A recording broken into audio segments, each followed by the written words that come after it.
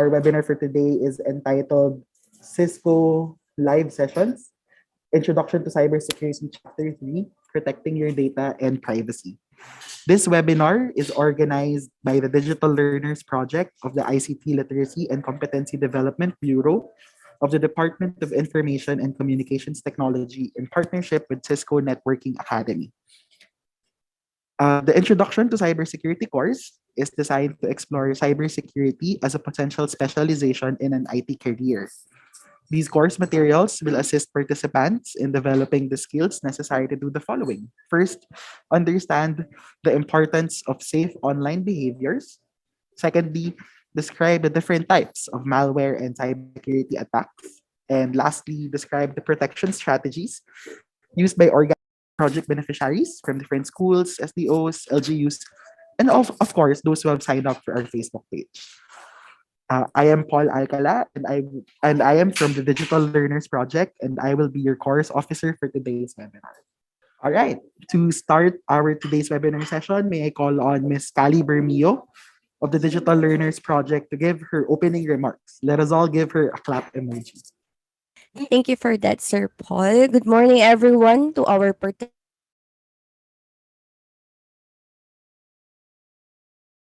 and gadget beneficiaries. I hope everyone is in excellent physical and mental health. I am pleased to welcome you to this webinar on behalf of the ICT Literacy and Competency Development Bureau of the Department of Information and Communications Technology. I appreciate you taking time out of your busy day to attend today. You are aware that the goals of the ILCDB's Digital Learners Project include achieving the objectives of this webinar. This project's goal is to make accessible ICT education training available to students, instructors, non-teaching personnel, and government workers nationwide, as well as to provide instruction on cyber safe practices and cybersecurity awareness. So for this webinar, we hope that you will be able to learn about the foundations of cybersecurity and how to be safe online. We hope that you will learn to think critically online and, of course, be responsible netizens in general. I am confident that you will learn a lot with all the knowledge that will be shared with us today by our energetic resource person. Again, on behalf of the ILCDB, we hope that today is going to be another day full of learning for all of you. Welcome once again and have fun learning. Sir Paul? Thank you, Ms. Cali, for your kind words for everyone who are present and are also watching from our Facebook Live. So to proceed, we would like to present this video to learn more about the project.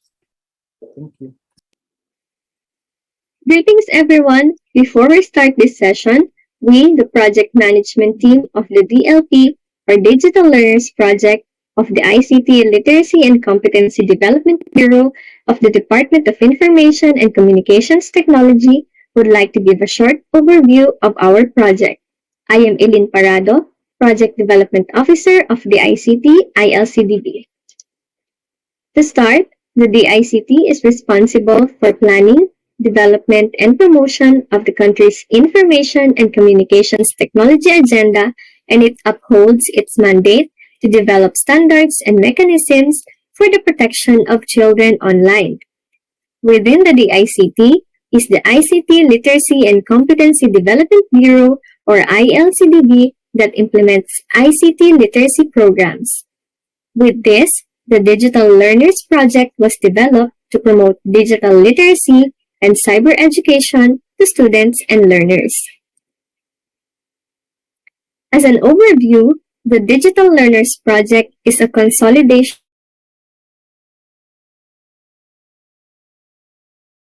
of teachers and learners, the Cyber Safe Learning for Education, and the ICT Skilling Upskilling projects. The main goal of this project is to promote digital literacy, deliver cyber education, and promote cyber safety and security awareness and practices. These are the specific objectives of the project. First is to promote the use of ICT for the enhancement of key public services.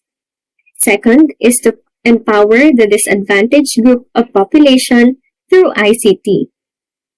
Third is to promote partnership between and among local and international ICT research and development, educational and training institute. Next is to promote digital literacy to students and learners.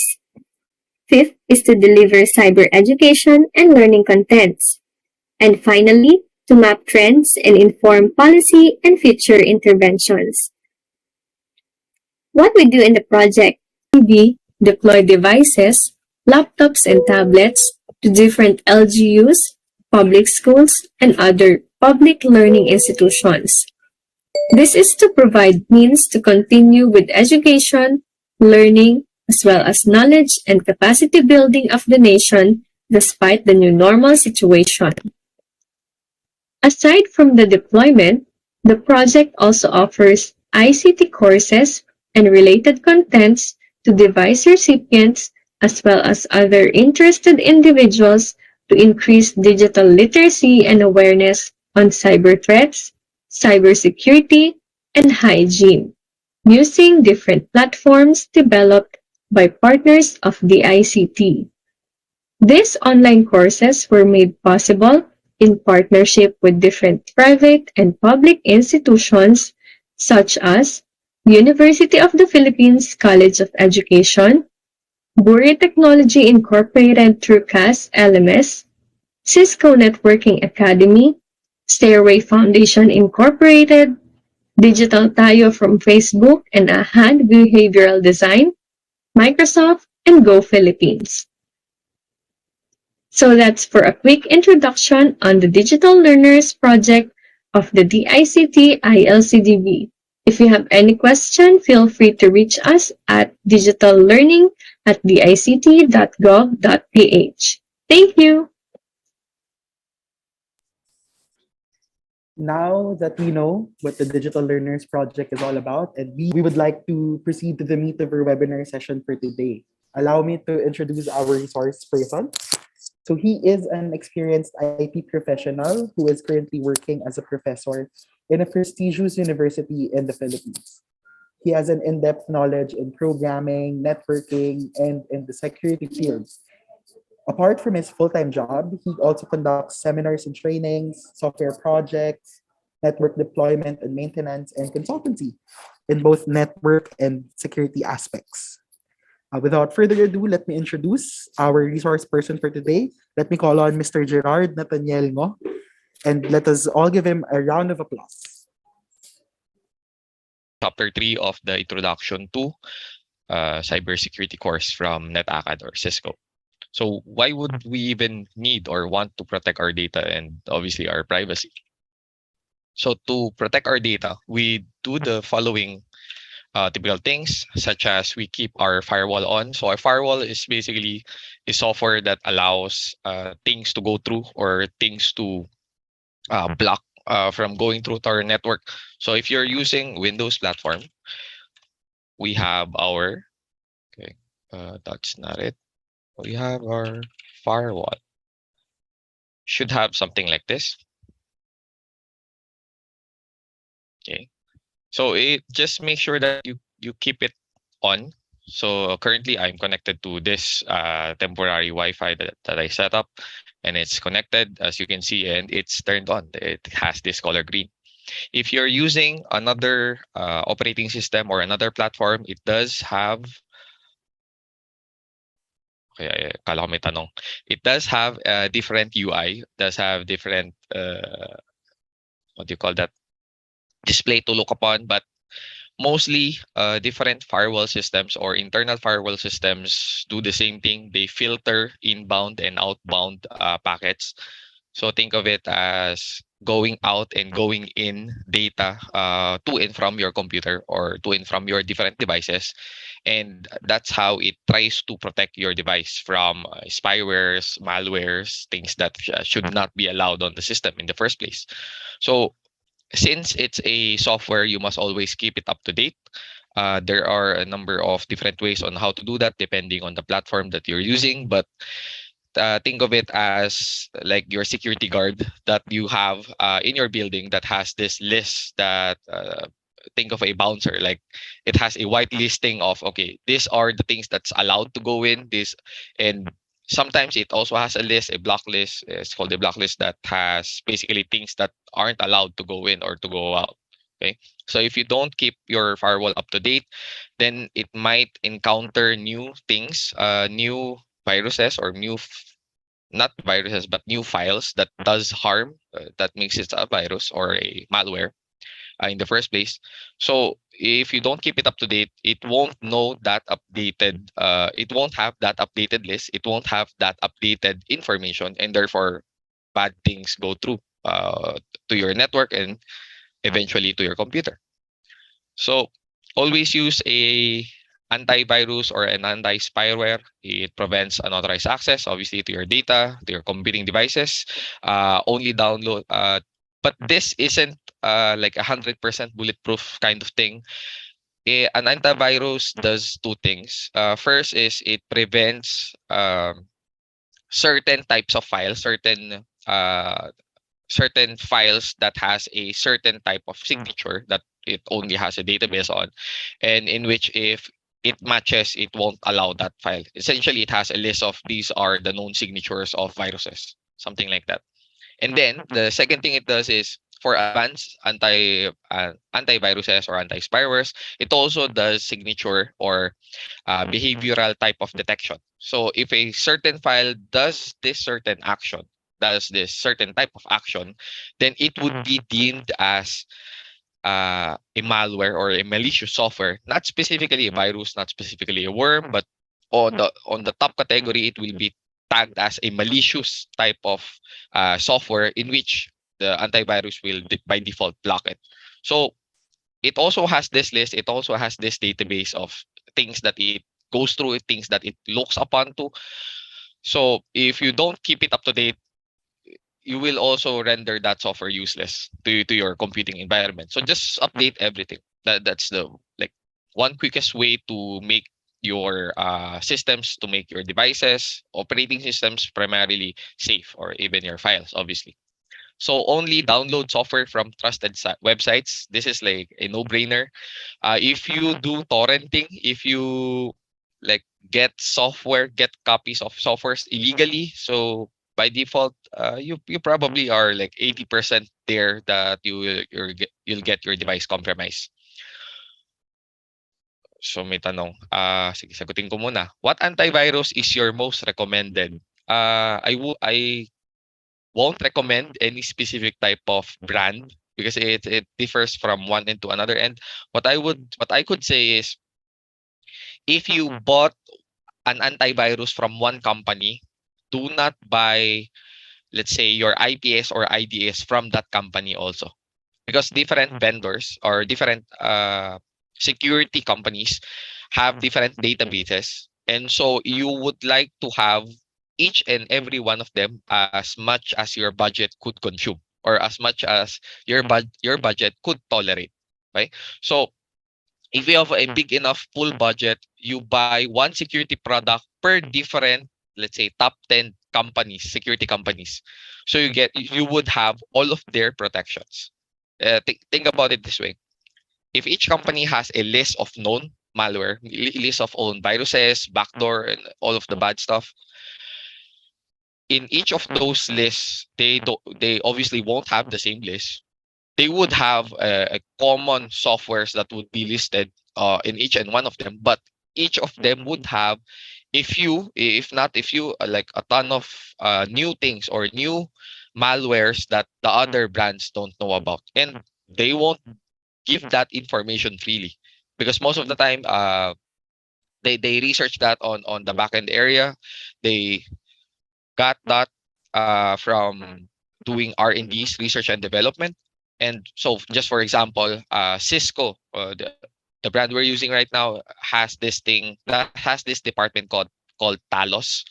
So it's their R&D department, research and development department, for looking for new malwares, new ransomwares, new virus, essentially. And when they catch a new signature of that malware, that full copy is sent to the Talos team, and the Talos team gets gets it done really quickly. It's actually the fastest as of now, or as of my knowledge right now. They're still the fastest company that would be able to do resolution within less than 6 months period. Usually the turnaround time is 6 months solution or a signature detection for that type of malware or for that type of virus or ransomware or adware or any type of malware. All of their systems, all of their hardware company, hardware owned or hardware branded devices would be patched to be protected from that type of malware. And so all of the cost, only one customer gets a copy of that malware. Only one customer gets a copy or gets infected by that malware.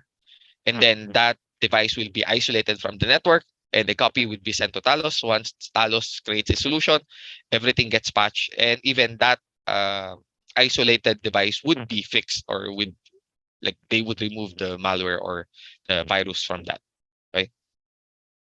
I am only like recommending or saying the Cisco product because we are on the Cisco platform. Okay. So it's not that Cisco has like the best antivirus or thing, but the best thing to do is get one security product per let's say top 5 company or top 10 company, which obviously Cisco is one of. Okay. Is Avast antivirus good for your computer?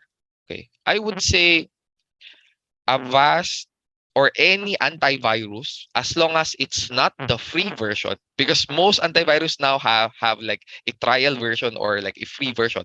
As long as you're not using the free version, as long as you're using the paid version, the more better one is the enterprise version, but obviously that's a bit high on the costing on the cost area. As long as you're using a paid version, even it's a personal version, all and you're updating it regularly, all antiviruses are essentially good as long as uh you don't unblock things that it blocks by default and you don't do things such as downloading software from untrusted websites, torrent sites. It will be relatively or generally good. Ano po yung name ng Cisco antivirus? Di ko mahanap sa Google. I think there's no antivirus from Cisco. Cisco creates security products such as ASA firewall. They have their next gen NGFW, yun nga, yung next generation firewall that you could buy, and that when you place it on the network and properly configure it, it will block most of your problems, most of your headaches.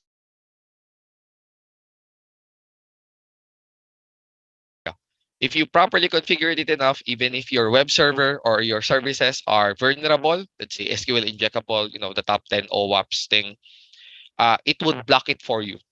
And you would even get notified from it. But of course, you have to buy the product, right? Is it okay to use the trial version? Yes, it's definitely okay to use the trial version. But again, the fully fledged paid version is the better one because then you will get all of the benefit, all of the security guards, all of the like different parameters that has to be enabled in the software.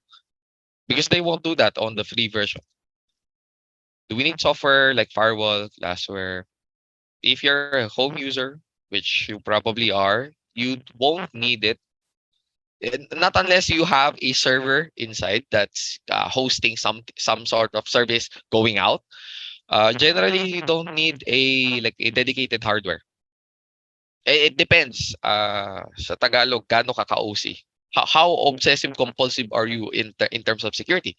If you're someone like me, I have something like this.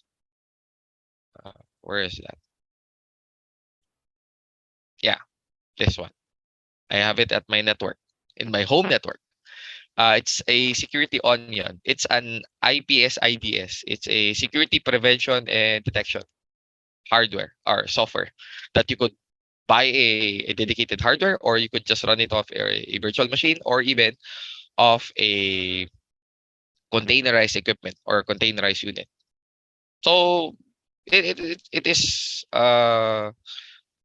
it depends on how what level of security you deemed you need for your equipment. So this is like the top one. Keep the software up to date.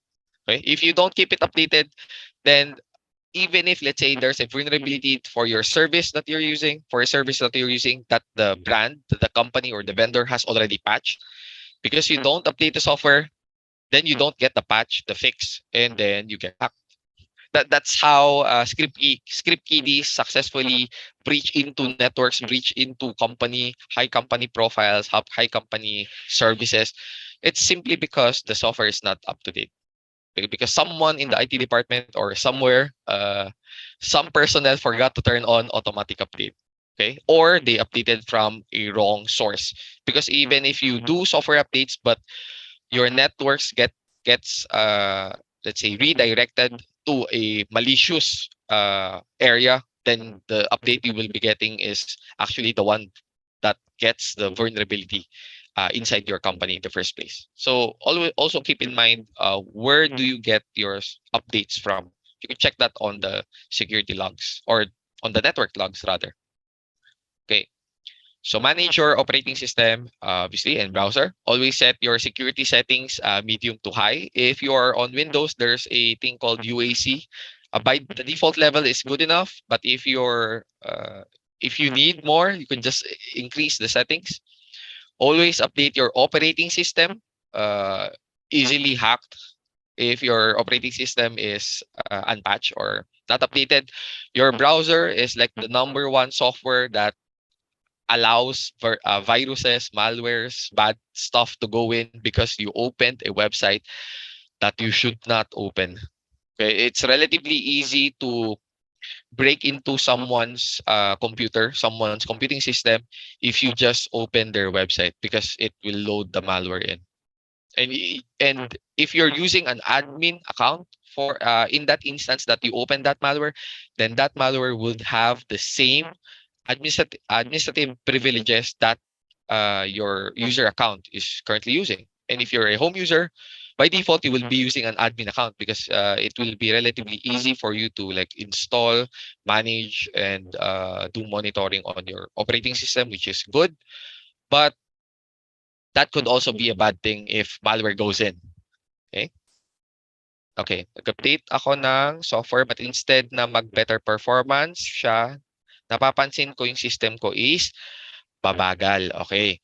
So in terms of updating, uh, for obvious reasons, for obvious logical reasons, updates not only contain patches to the vulnerabilities, updates also contain maybe additional features, upgraded things, maybe a new UI, maybe another heavy process, something like that. But once that happens, or once you run that updated additional features, it would require more system resource, and that additional system resource could cause your computer to run more slowly or to run slowly as compared to previously installed versions. But that doesn't mean that it will crawl. Hindi siya parang gagapang dahil sa update. Pag gumapang siya, if it crawls, if it performs from really relatively fast to crawling speed, you might have downloaded or run a malware because malicious softwares tend to do that. Okay, it doesn't. Uh, Windows 11 is good. I'm using Windows 11 right now. But you have to have uh, more than the minimum requirement. Okay, so on typical softwares, if it says the minimum is 2 gig RAM, you must have 2 gig RAM as free. Okay? Free space, free hindi mo ginagamit, unutilized RAM, memory space, yung 2 gig. If your system is only like 3 gig, okay, and then you have a 32-bit operating system, obviously, and then your idle state, it already uses 1.5 gig. So you have around 1.2, 1.1 approximately. That is if you don't consider the space cache. Then when you run a software that needs 2 gig, it will slow down because it will try to use a something called a disk space cache, in which a part of your hard disk will be treated as RAM, and it doesn't matter if even if you're using an NVMe SSD, solid state drive, it will still be slower than the actual speed of your RAM. And so it will run slower. If you want to improve performance on your computer, simply close all other programs except for the program or the application that you intend to use or that you need to be using. That will that will let your operating system or the software that you're using to perform faster, right?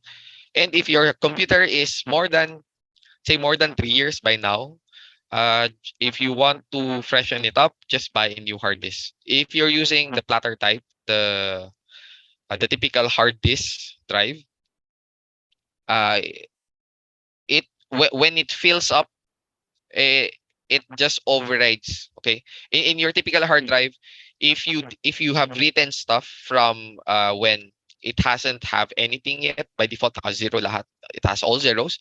And so when you delete files, it doesn't actually delete it from the drive because it will take a long time to return that writing to all zeros. So what it does is it simply has a list of, okay, these are the visible known logically existing files, even if physically it has a lot more. Okay, and when your disk runs out of actual free space, what it actually does is it overrides the things that are written that is not displayed. Okay, that's why the hard disk or the computer typically goes slower. Kaya siya bumabagal. So every 3 years or so, just buy a new hard disk, format it, you're typical cleaning. That's how you maintain the what they call the performance. Naka-Acer Core 3 po ako, tas minsan black screen while online. I wouldn't say na virus kagad, malicious. Usually black screen yung nagka-crash is typically either operating system failure, boot sector yung problem. So reformat or hardware, RAM. Yan. Depends on gaano nakatagal. Sige, troubleshoot tayo mamaya after ng webinar. Medyo maraming tanong dyan pag i-troubleshoot natin ngayon. Yan. So always update, lalo na yung web browser. If you have an unpatched, unupdated web browser, relatively easy to go in. When I say go in, get hacked, something like that. Download and install latest software patches and security patches. Even if you don't install the updates, at least install the patch because the patch contains the critical components to make the software or the applications safe. Right? So to protect your devices, always create passwords. That's why even our phones, we have passwords so that if you accidentally left your phone, it won't be as easily could be opened. Always encrypt data when it's needed. And Windows has this BitLocker that if you buy the more advanced version, uh, you would have that feature and you could just encrypt the whole drive. The only downside here is the performance trade-off because once you encrypt the whole drive, whenever the system boots up, it has to decrypt the whole drive. Okay, and then when it's going to turn off, it's going to encrypt the whole drive again. Okay, but that makes it more secure just in case laptop gets stolen, hard disk gets removed, and then it gets cloned. Okay, so files will be up for grabs. So only store necessary information. Okay, so only if you want to keep your information or anything safe, keep it in your mind because as of now, there's still no way on how to extract data from the brain. Okay, that's the only thing up till now that is somewhat unextractable, and I'm only saying somewhat because there's a thing called social engineering wherein you trick people into giving you things or information that otherwise won't be given freely. Okay, anything that you have written on your computer could easily be extracted if you get a hold of the hard disk. Later, I have links to show that you could practice on. And be very careful of your IoT devices. By default, if you buy an IoT device, it will come pre-installed with the very old version, the first version that came out of the factory, which is unpatched, which is probably vulnerable, and you need to patch it And it doesn't mean if it's not connected to the internet, it's already safe. Because if somebody gets into your network and then it will use that device to install like a backdoor component or a rat, remote access Trojan of some sort, and then that will be the like the attack point or the pivot point as we call it to like reach other devices in your network. Okay, so always protect all devices, as long as it has an operating system. You must always update, you must always place a password, and do not reuse the password, and always change the password as frequently as you can. Okay, and obviously don't write the password on like a sticky note and put it on the screen. Right, that's how corporation gets hacked most of the time. So for security, these are common things. Always change the preset SSID and default administrative password of your router, especially if you're using home broadbands, PLDT, Huawei, or ano pa ba network dito? Smart, Globe, yan. When you buy the subscription, they'll give you a router, a modem slash router type of device, and that it has a preset, a predefined SSID. It's a service set identifier, or commonly known as pangalan ng Wi-Fi name, and then it has a default password. Always change that, because you could go to the internet and search for the password for any of the predefined SSID that is preset, because it has a certain formula that is responsible for creating the passwords for those predefined or preset SSIDs. Okay. Always disable SSID broadcast. This is the reason why when you open your wireless adapter, or let's say your phone, you turn on your Wi-Fi, you see all available networks. If you see your network being broadcast, if you see your network in that list, it means the SSID broadcast is enabled. Simply turn it off, so that that is another step to prevent another user from trying to breach into your network, because they first have to know the SSID. And but this doesn't mean that the SSID is 100% hidden. No. As long as there is one client that is connected to that network, even if the SSID broadcast is disabled, it's relatively easy still to get the SSID, as long as the user knows how to do that. Because there's a software, even you can even use Wireshark, which is freely available. It's an open source software that if you do sniffing over the wireless network, because it's wireless, everybody can get a copy of whatever is being sent within their space or within their range. Okay. Always use WPA2. Do not use WEP. You get like 10 minutes, then you get cracked. Okay. But be aware of the WPA2 security flow cracked. So this allows the intruder to break the encryption between the wireless router and the client effectively, or in human lanes term, WPA2 or all of the security protocol uses an encryption mechanism to be able to safely authenticate the packet, and authenticate, or packet is just the message being sent from one device to another on the layer 3 of the OSI. But for layman's term, it basically is a secret key to be able to read off that data. Okay, so this crack is, you could go to just crack attacks. You see the URL. Yeah, crackattacks.com. This explains how you would be able to protect yourselves from this vulnerability. Now, this vulnerability is not yet open to public. I mean, only the demo and the proof of concept, the POC, is open to public, but there's no specific tool to use to be able to use this vulnerability to attack another individual. What you could do on this site is you could watch the video on how it happens. You could even download tools to be able to determine if your hardware is vulnerable to this, because the vulnerability is within the protocol itself that even till now it's not yet fixed. And this was 2017. So just think about it. It's currently 2022. as early as 2017, this is already out in the public, and this was actually discovered even a few years earlier than 2017. That wasn't yet publicly announced. Only in 2017, this was publicly announced. Okay, so it doesn't mean that if you're using WPA2, it is already secure. Okay, it depends on the device that you're using if it needs to be patched. Once patched, it will be secure from this crack attack or key reinstallation attacks. The key here is actually not the password, but the encryption mechanism being used by the WPA2 to secure the packets or the messages that is being sent from one device to another device, because it will just do a replay and change it to all zeros. So use caution when using public hotspots. Avoid accessing or sending sensitive information. Could always use VPN tunnel, even if you're connected to your known network, that when you're doing some sort of banking transactions or anything that has money matters.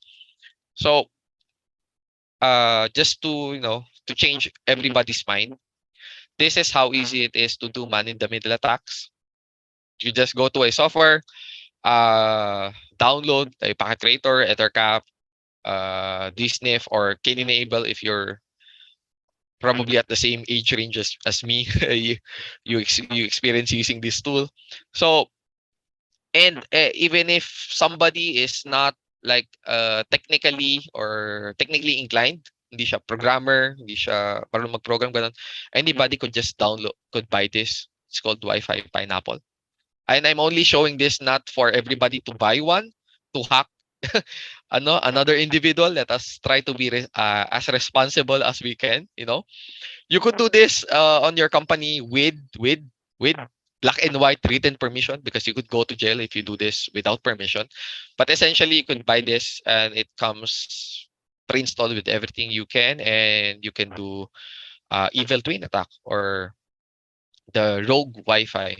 It's also called rogue Wi-Fi. Basically, it does man in the middle. This platform is actually used to automate Wi-Fi auditing. So it tries to teach people not to just trust any wireless network because it has the same SSID, because we're using the same password, because you could be connecting to one of these. And if you are on, let's say, on malls, they have free Wi-Fi, right? Or if you are in any coffee shop that gives you free Wi-Fi, nobody is preventing anybody that is connected to that Wi-Fi to broadcast another Wi-Fi on the same name, on the same frequency, or with the same password and everything, and then let other people, and then de-authenticate the other clients that is currently connected, and let that other client connect to their network. So what happens if that was successful? All packets, all data transmissions will now be sent to that attacker, effectively doing man in the middle.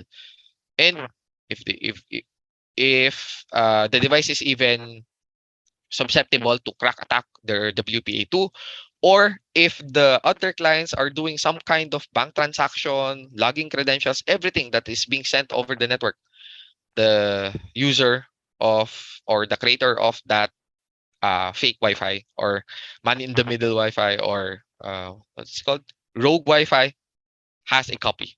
Because it's essentially sitting in between the network of the internet, or the network that is connected to the internet, and the actual clients. So always use VPN if you're connected to, if you have no choice but to connect to a Wi-Fi that you don't trust fully. Even if it's not a public Wi-Fi, you should always use VPN. Okay, and turn off Bluetooth when it's not in use. Okay, so the reason behind this is, if you notice, let's say if you have a wireless speaker and then you connect your phone, you pair your phone to that device. When you disconnect and you don't like remove the pairing, when you open it again, it automatically pairs, right? So the reason behind this, that is, once something is paired to your device and once the Bluetooth is open, by default, it is going to search for that device.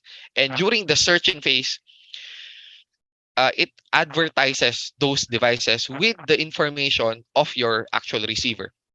And that could be used by another individual, and then maybe an attacker, maybe someone that trying to do bad thing to you, to fool the device or to spoof the device into thinking that, oh, they are the speaker. And so the device connects to that attacker's device, and that's how they gain access to your phone. Okay. So if you are not using your Bluetooth, turn it off. If you're not using your Wi-Fi, turn it off.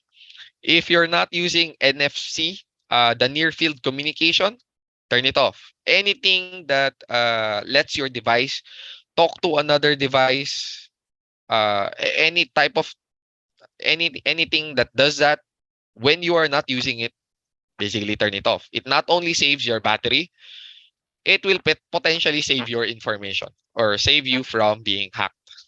Okay. And this is relatively easy to perform, but I cannot do it here for obvious reasons. So use unique passwords for each online account, obviously. So this prevents criminals from accessing all of your online accounts if one key or one credential gets stolen. So always use password managers, but your password manager should be trusted. It must be well known, and it must always be updated. Okay. So tips for using a good password: do not use any dictionary passwords in any language. Do not use common misspelling words of dictionary words. Do not use computer names or account names. Anything related to you, do not use it. You can even invent another term and then misspell it even if possible. And it's saying if possible because not all systems, not all platforms allow special characters. But if it allows it, use it because this increases the complexity to brute force your password way more. And use a password with 10 or more characters. Do take note, it says 10. The minimum number of characters is that is highly recommended now, 2022, is now 10. It's not 8 anymore because as technology improves, performance of cracking software also improves because of the improvement of the hardware performance. Okay, so it goes both ways. So you have okay, somewhat password. This will be better. This will be good passwords, and this is better. Better means it's even harder to crack. Okay, not unless the platform is vulnerable, then they save your password in plain text. Then it doesn't matter if you have a better password because it will get dumped and get used by the individuals that breach that platform. That is why you also always must use a unique password per platform so that if and then when that happens, only one account, only one platform would get compromised. Not everything will be compromised.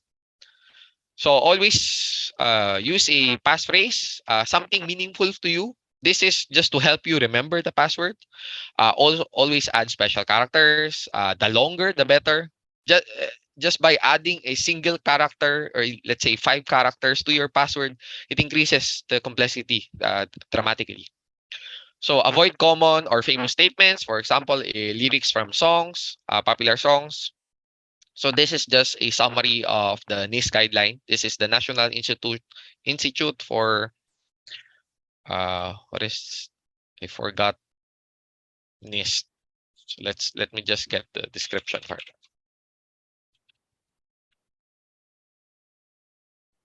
This is the National Institute for Standards and Technology.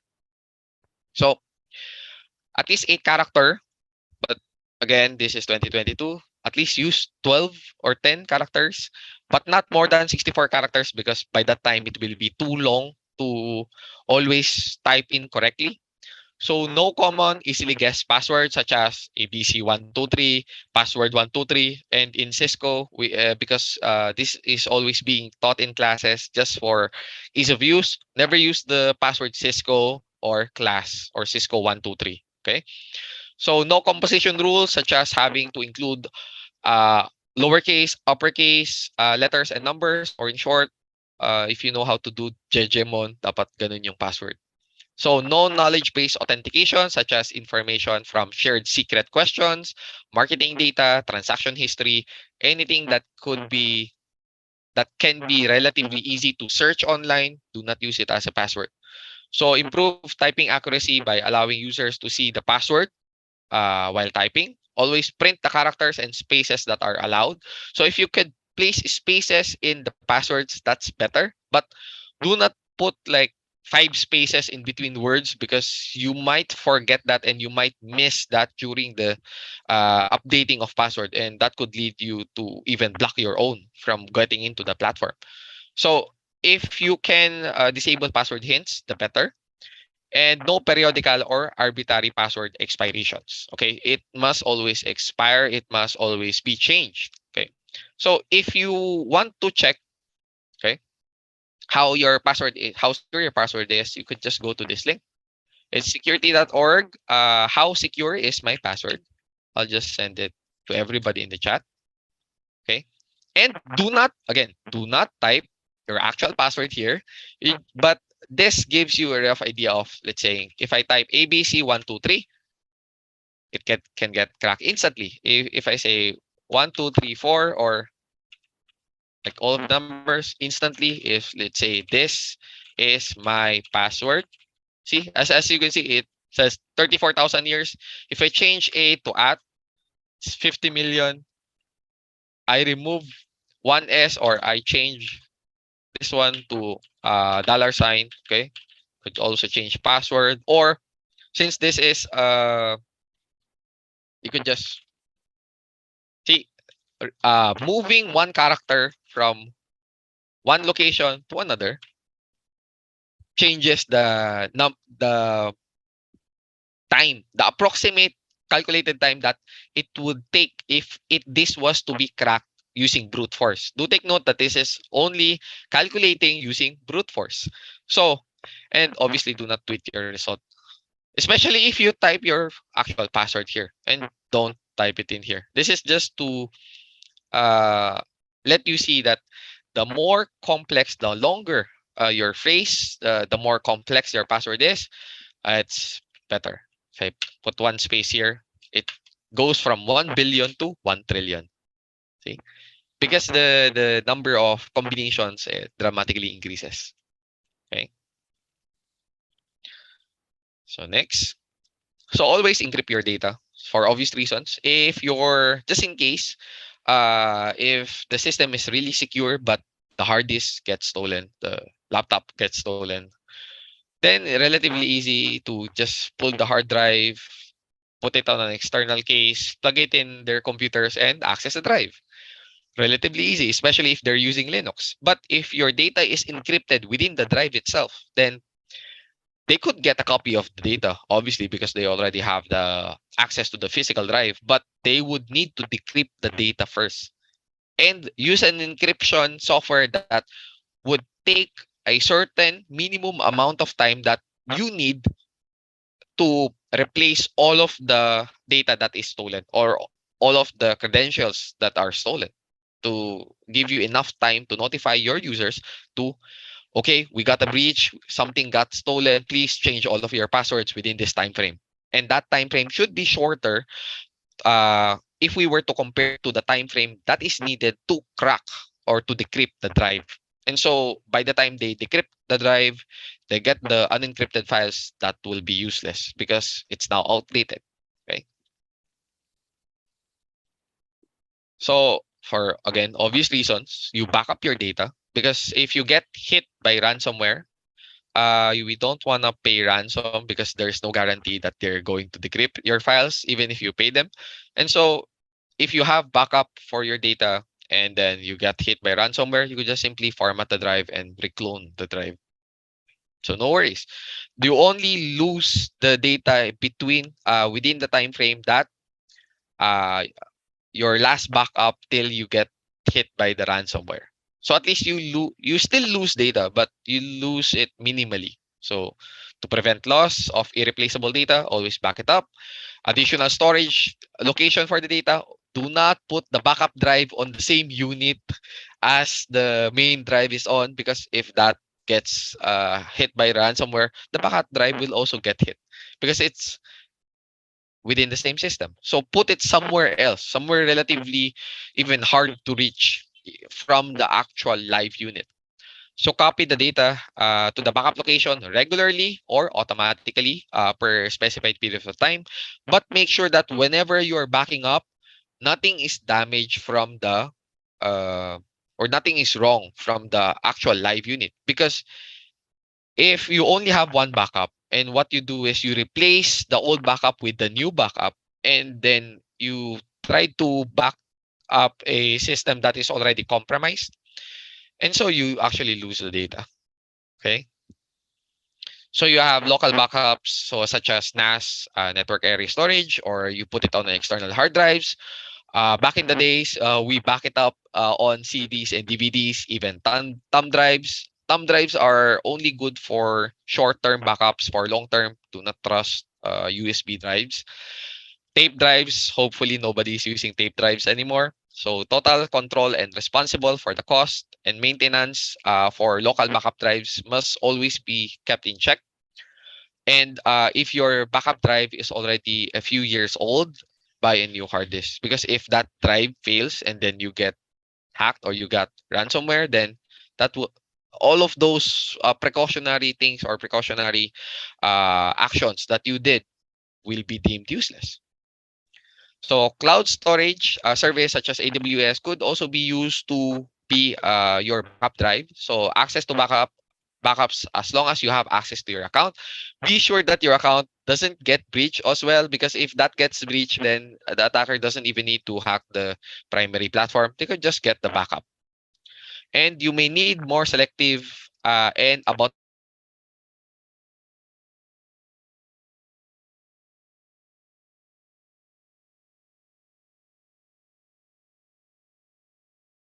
service, because some of them, if you upload anything on their platform, you also give them access to that, and you even give them rights to store that. I mean, obviously it's to store, but to store it on another location, or like a backup of your backup that you have no access to.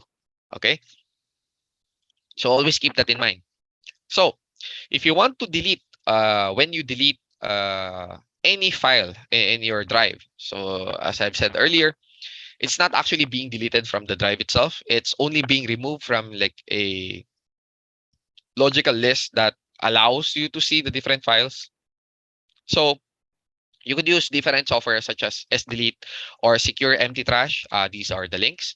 So secure delete is from Microsoft. Secure empty trash is from another platform. It's now called Eraser, the software. It's not previously it was known as secure empty trash.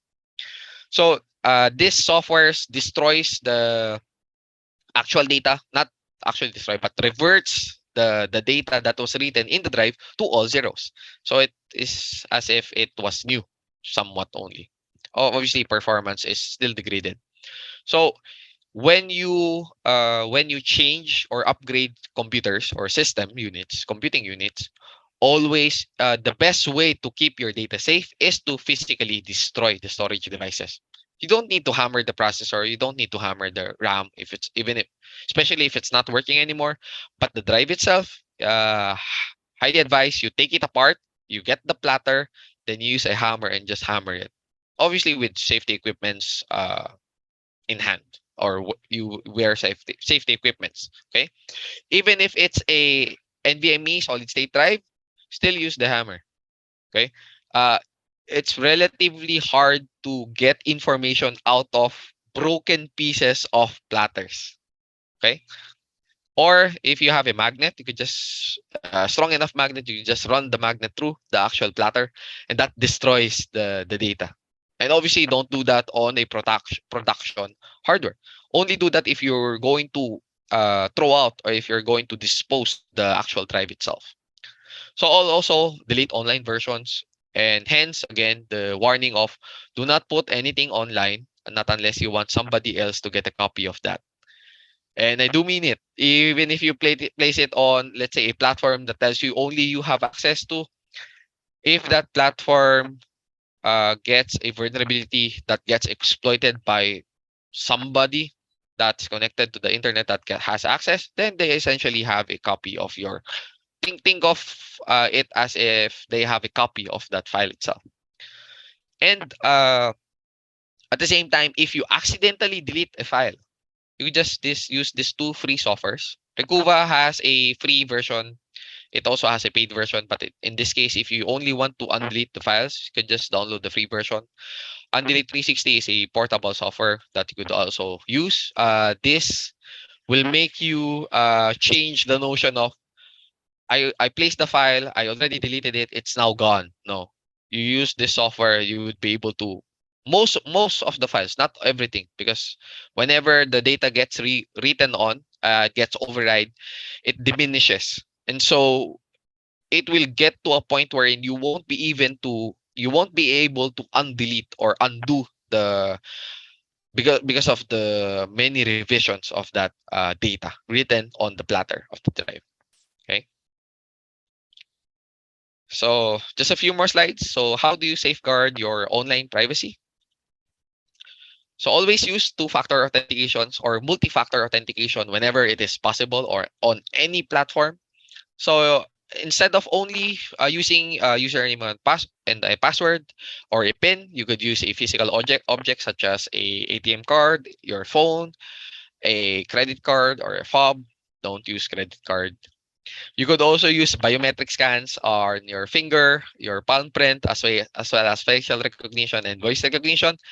Yes, facial could be deep fake. Yes, voice could be generated, but it's still another step, another way to make it harder. Okay, if you have a fob, a physical token like this, it's better because this one is synced to the server and it changes. The number, the pin indicated there only has a limited number of seconds or even minutes. Mostly it's around the second interval, and then it will change, and once it changes, that pin will be unusable anymore. Okay. Also relatively cheap. You can buy it off even Lazada, Shopee, Amazon. Okay. And if there's availability from the software, use open authentication or zero auth, OAuth 2.0. So this is an open standard that allows an end user credential to access a third-party application without exposing the username and password. So the way this happens, this without exposing users' password, is because the application doesn't even have it stored. They don't have a copy of your username and password. So how do they know that it's you? They only have a copy of your like an ID, okay, a user ID, not even your username, just a string of data that is used to identify you as the user, you as the client. So when you try to access that platform, that data, that username and password and everything that you put in is sent to an zero auth authentication server. And once it is verified from that OAuth server, it's going to issue a token to the application allowing you to access the device. So all of the access grants and the AAA, the authentication, authorization, and accounting, all of those, actually, the only two of those are given by the OAuth server or zero auth. It's actually OAuth, Open Authentication Server.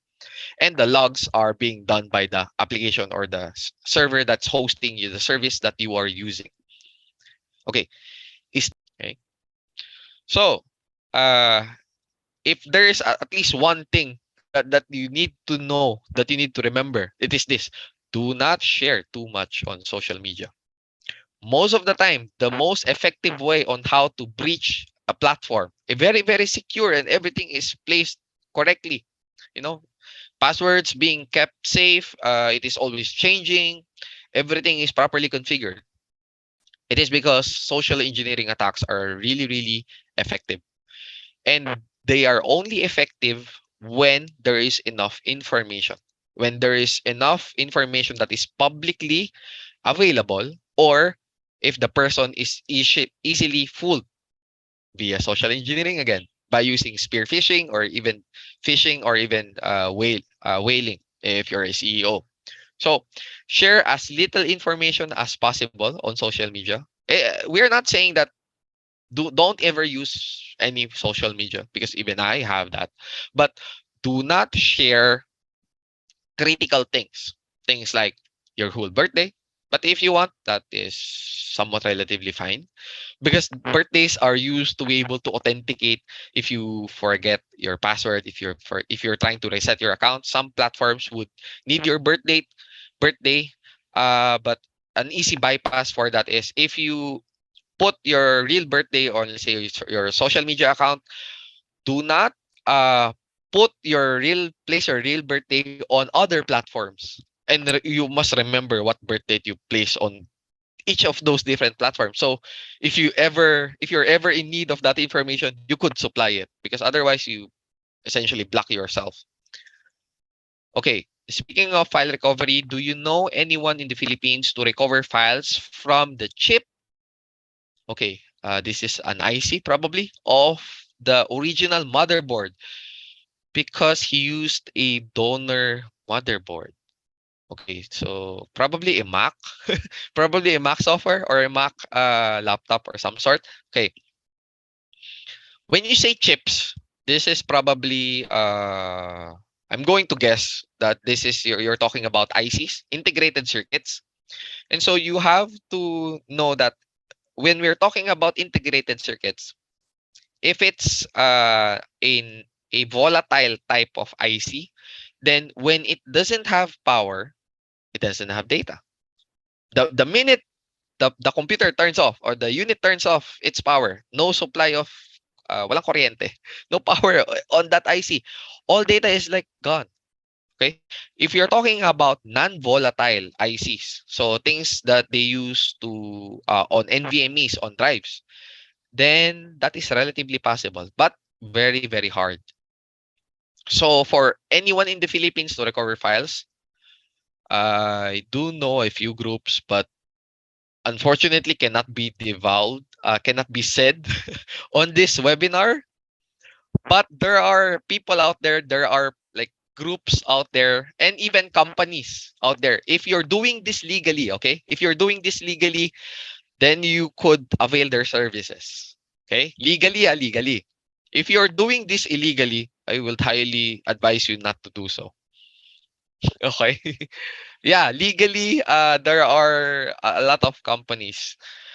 You could just search online. I would not I would like rather not give any specific company kasi they might fail. Okay? Because it depends on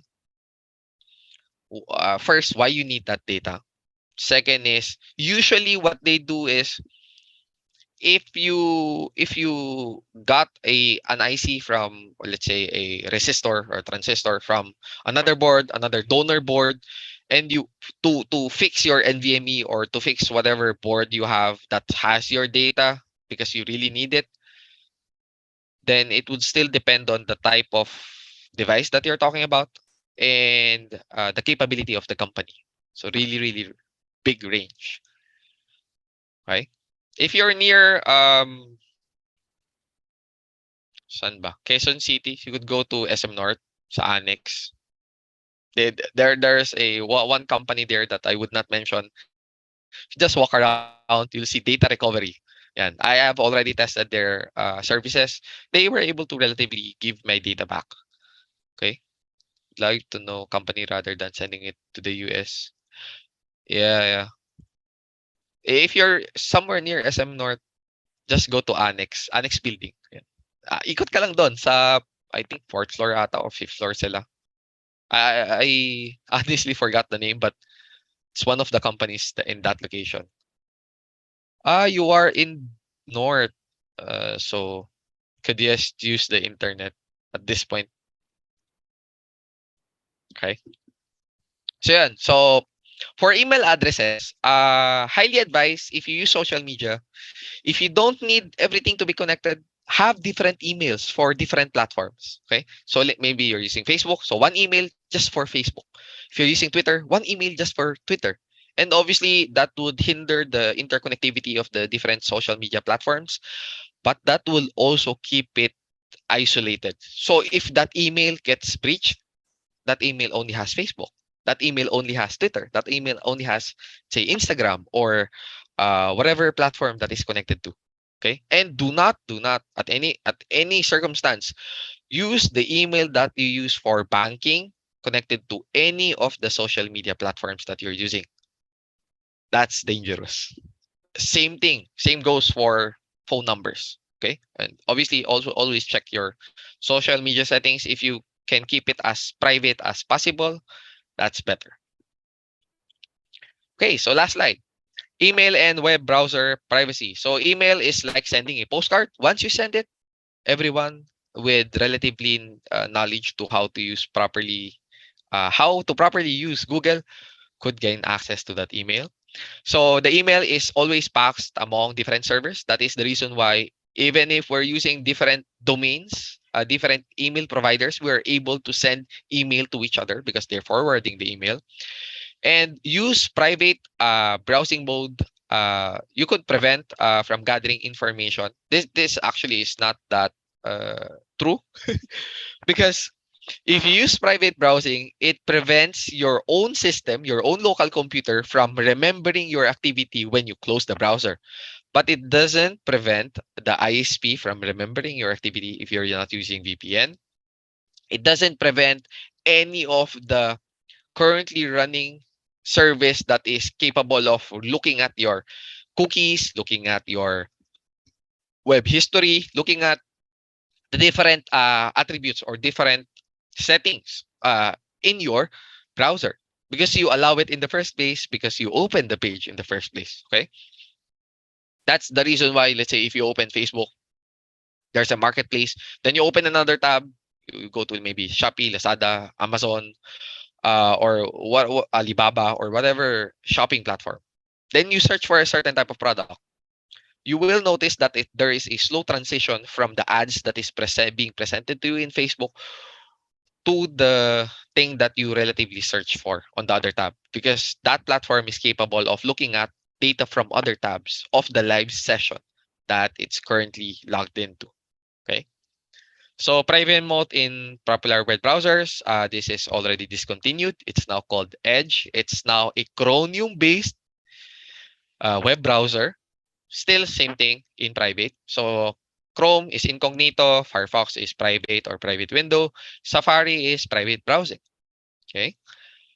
Yes, wala na pong Internet Explorer. Even if you want to run it, you can't anymore. It's effectively discontinued by Microsoft.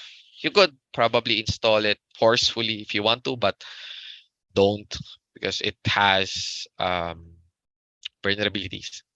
Sir, does DuckDuckGo browser? Okay, DuckDuckGo is not a web browser. DuckDuckGo is a search engine. Okay, so okay, let me can just open that. I'm using Brave web browser. So you could typically go to google.com to do searches, or you could go to DuckDuckGo. Okay, DuckDuckGo is literally just a search engine, and that the only difference is it says that it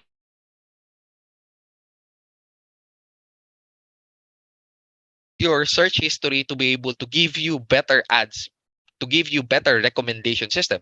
But obviously, it also sells your information to its or give your information to its partners or different companies. Okay, but again, DuckDuckGo is not a web browser; it is just a search engine. Um, yes, I have a Facebook page. You can just search my name. You will be able to see my Facebook. Okay, so that will be it for chapter 3. I hope everybody got at least something out of this, and hope that everybody continues to support the ICT and their digital learning platform, and could get better certificates that adds value to our resume.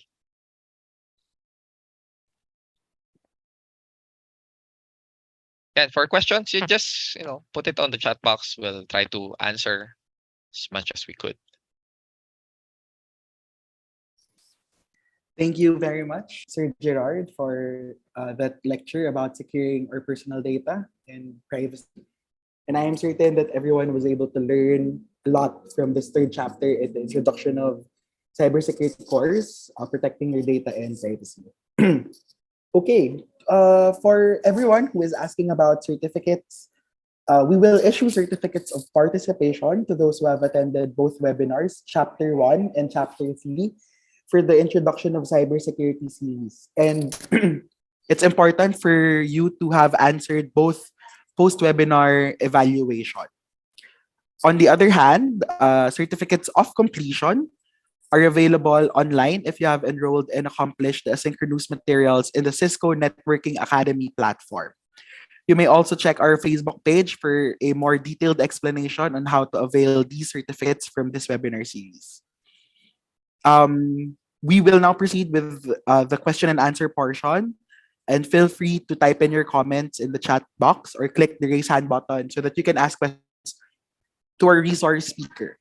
May I call on Ms. Eileen Parado from the Digital Learners Project to Hello, good morning, everyone. Are you still with us? I hope you can hear me. Now is the time for you to raise. I found this, Sir Gerard, first question from Miss Kyla Eunice Daga. Sir, for you, what is the best antivirus app? As I've said earlier, there is no, even for me, there is no best antivirus application or software or even service. For as long as you're using a paid version of that antivirus and you keep it up to date, that will, help you a big way in terms of protecting your computer or your computing units. All right. Thank you for that. May question, what courses ang kailangan sa Cisco? Wala namang kailangan. It depends on what you want to learn, where you want to excel in. So Cisco has this NetAcad platform that has a wide range of different products, different courses, regardless if you're into programming, you're into Linux management, you're into cybersecurity, you're into IoT, everything is in there. You could just take it. Yung Kaspersky, meron bang issue about sa security?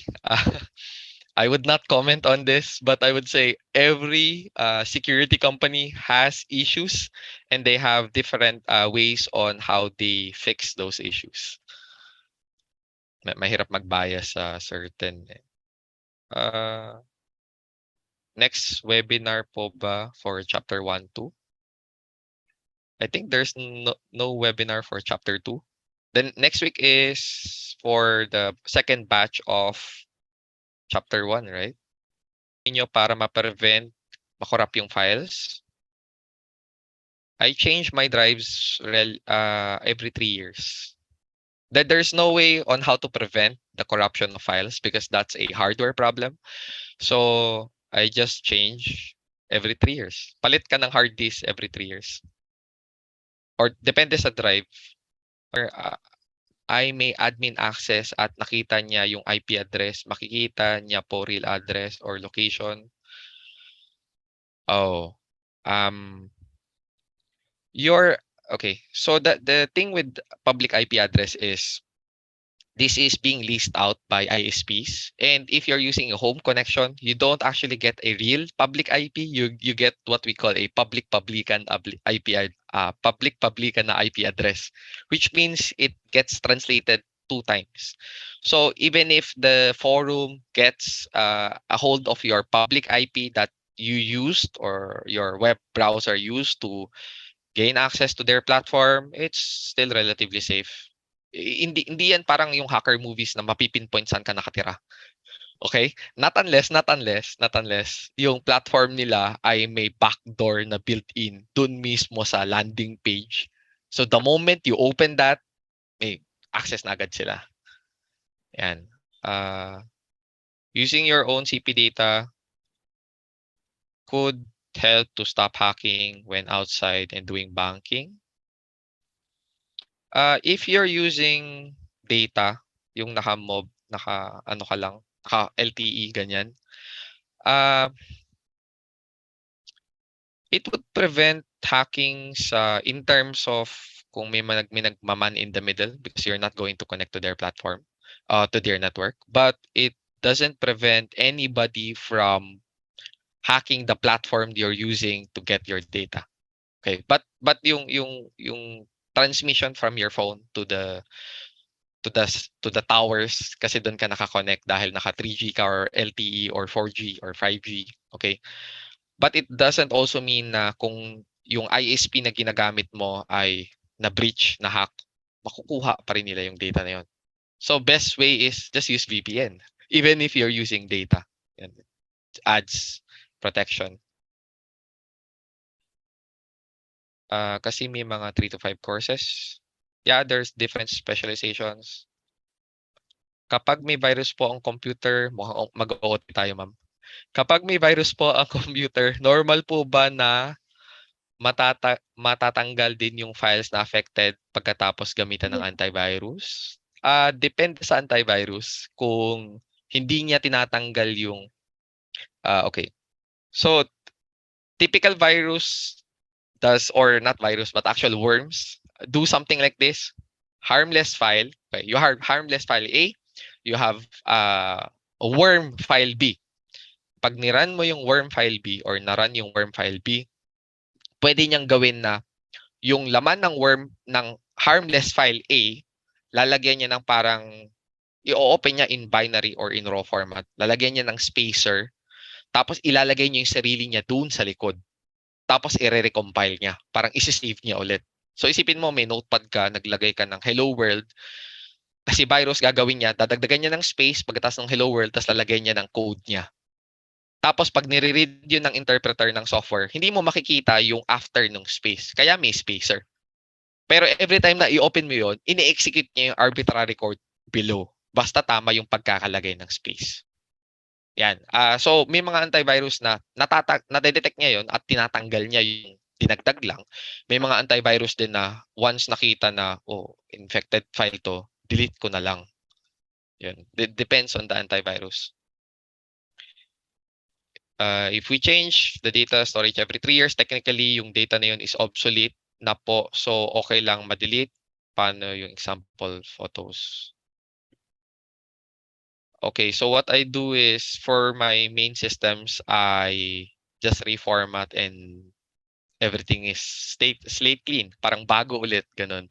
For the important things, I do backup. Kaya may backup ako online, may backup ako offline, tapos yung may backup ko, may backup pa. Yan. Safe ba gumamit ng mga driver packs, updating drivers? As long as you're downloading the driver pack from a reputable source, it's relatively safe. Okay lang yan. Pero mas highly advised na mag-download ka directly from the vendor. So kung kunyari Asus motherboard, download ka sa Asus ng driver nung para sa motherboard. Ganun. Direct, mas maganda. Ano pong magandang firewall network recommend mo? Mahirap mag-bias eh. Pero since naka-Cisco tayo, Cisco ASA firewall. Yan, NGFS, hindi pa pumapalya yan. May deployed kami. Okay naman.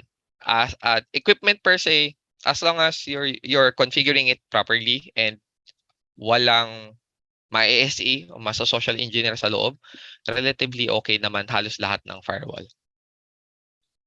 Kung SSD po, gaano katagal bago palitan? SSD drives, I give it a lifespan of every 2 years. Yan yung trade-off ng SSD sa HDD.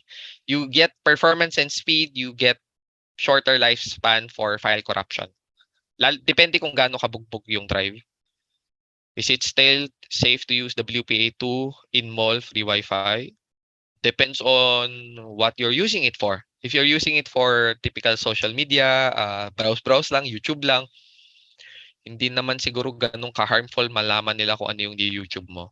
If you're using it for paying banks, for money transactions, definitely don't use them. Sir, my laptop stops with blue screen and reboots. Is my laptop infected? How can I fix? I would first suggest doing troubleshooting on the hardware. Check mo kung okay yung RAM, kung okay yung hard disk, at kung gaano katagal na siya. Nabasa ba? Or sa virus kasi, what was the last thing you did? Yun lagi yung suspect. What was the last thing you did? What was the last thing you installed? So, nag-torrent ka, tapos biglang bumagal nung in-install mo yung game na libre kasi ayaw mong bilhin sa Steam, probably the culprit. Yan. How effective is Wireshark to track network traffic? Okay. Wireshark doesn't track. Wireshark does, I think the common term is marites. It is literally nakikinig lang siya sa traffic na dumadaan na nakukuha ng network card mo. So kung hindi dumaan sa network card mo, you don't get a copy. It is relatively very effective to use Wireshark for a person that knows how to use Wireshark and knows how to properly configure the network to give you a mirrored copy of everything. Pero medyo mapapagod kapag Wireshark. I highly suggest gamit ka ng IPS-IDS, something like Security Onion na meron doon surikata, na meron dong uh, I previously used pfSense, may surikata, and meron ding OffSec Plus, meron ding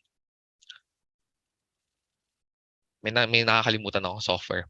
Install mo na lang Security Onion, lagay mo sa gitna ng network mo bago dumaan sa internet. Kunyari may PLDT modem ka, lagay mo Security Onion sa gitna bago yung network mo.